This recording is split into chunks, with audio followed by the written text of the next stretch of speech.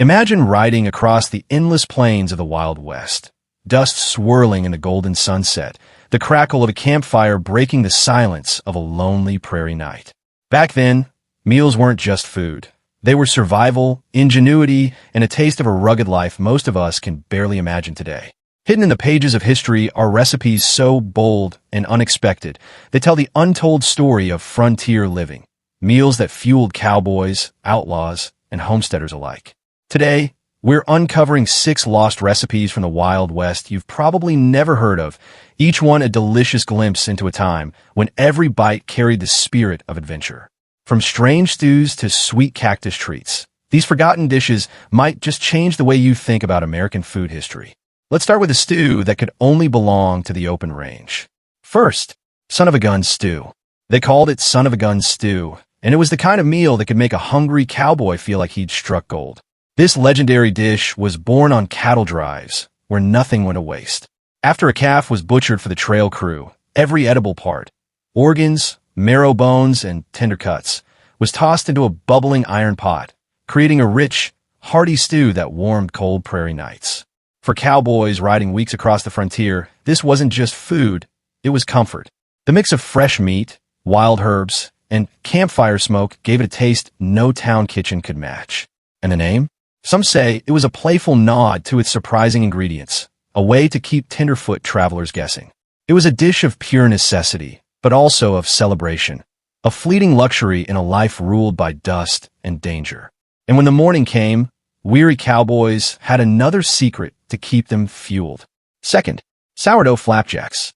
Long before box pancake mix ever hit a store shelf, sourdough flapjacks were the breakfast of choice for prospectors, cowboys, and weary travelers waking up to the chill of a Wild West dawn.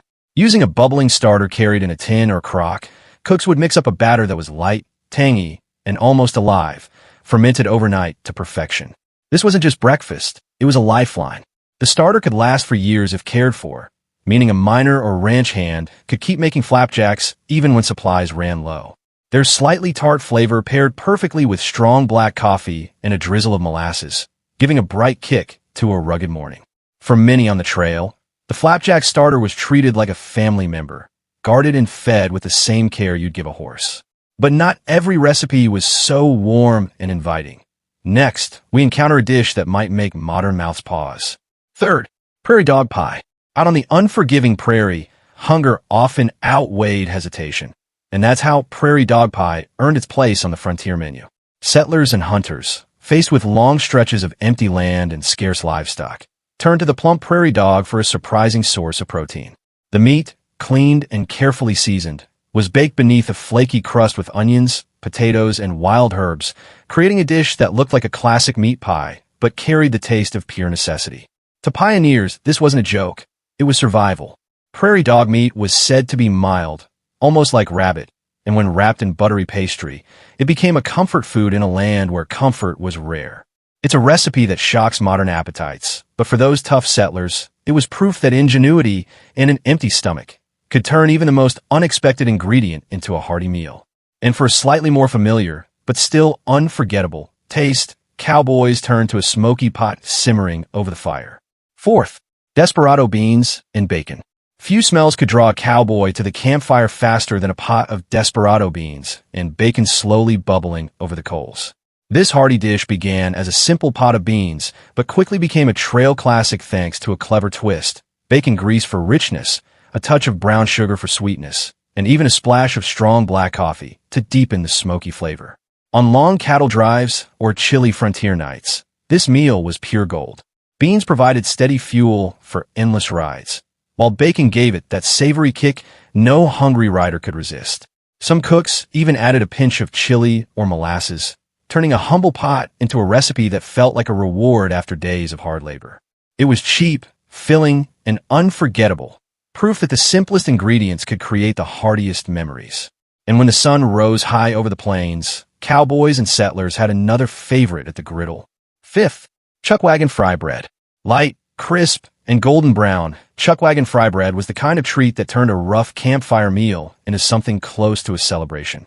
Borrowed from Native American traditions and adapted by cowboys and pioneers, This simple dough of flour, water, and a pinch of salt was stretched by hand and dropped in a hot lard until it puffed into a soft, airy bread with a delicate crunch.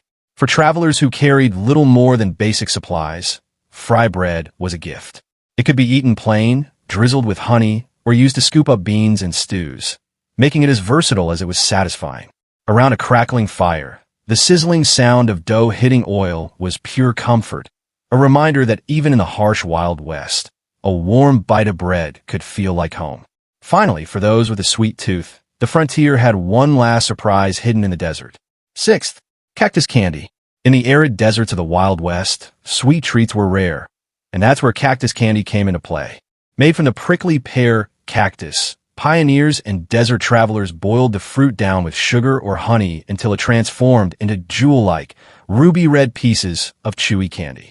It was a bright, unexpected burst of sweetness in a landscape otherwise dominated by dust and sun. Beyond its taste, cactus candy was practical. The fruit was abundant, easy to harvest, and could be stored for months, perfect for long journeys through the desert.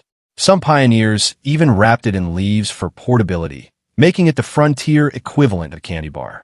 It's a recipe that captures the ingenuity and resilience of those who lived off the land, turning a thorny plant into a delicious piece of Wild West nostalgia. These lost recipes remind us that the Wild West wasn't just about guns and gold. It was about ingenuity, survival, and the flavors that fueled a rugged way of life. From smoky stews to sweet cactus candy, each bite tells a story of adventure and resilience. If you enjoyed this journey through forgotten frontier flavors, subscribe and join us as we uncover more hidden pieces of America's past.